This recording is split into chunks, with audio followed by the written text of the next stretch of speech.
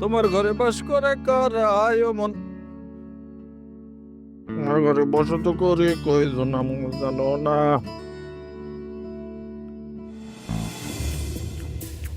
আমার ঘরে কয়জন আমরা জানো না, তোমার ঘরে বসত করে কয়জন। আসসালামু আলাইকুম নেতা। ওয়ালাইকুম আসসালাম। নেতা, বাজারের অবস্থা কিন্তু ভালো যাইতেছে না নেতা। কে কি হয়েছে? কোনো ঠিক মতো চান্দা দিতে চাইতেছে না। দুই একটার যদি ডলা না দেই, বাজার কিন্তু আমাকে কন্ট্রোলে থাকবো না নেতা। ভাষার কন্ট্রোলে থাকবো না, তবে যেটা ভাল লাগে কর। ঠিক আছে, তাই করতেছ। ফিরন ভাই, আসসালামু আলাইকুম।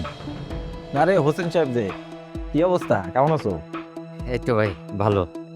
রিটন ভাই, মানে আমার এই জমিটা নিয়েন না ভাই। এইটি আমার পোলারে বিদেশ পাঠানোর জন্য রাখছি ভাই। যাইবো, বিদেশ যাইবো না তো যাইবো কই, অবশ্যই যাইবো। কিন্তু হোসেন মিয়া, তোমার জায়গাটা যেই জায়গাটা পড়ছে, একটা মাখন জায়গা। কারখানার যদি তোমার জায়গাটা নিয়ে করা হয়, কত বড় একটা কারখানা হবে তুমি চিন্তা করে দাও। আর দেশের পোলা দেশে থাকবে, বিদেশ গিয়ে করবোটা কি কও?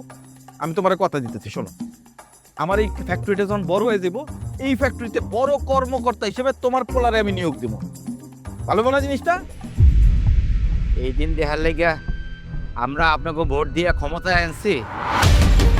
এই বেটা, বেশি কথা কইলে তুমিও পাবি না, একটা পয়সাও পাবি না।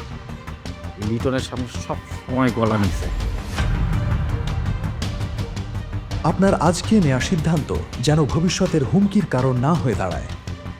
আপনার এলাকার নির্বাচনী প্রার্থী সম্পর্কে খোঁজ নিন, প্রশ্ন করুন, তার যোগ্যতা যাচাই করুন। আমাদের ভোটই নির্ধারণ করবে আমাদের ভবিষ্যৎ।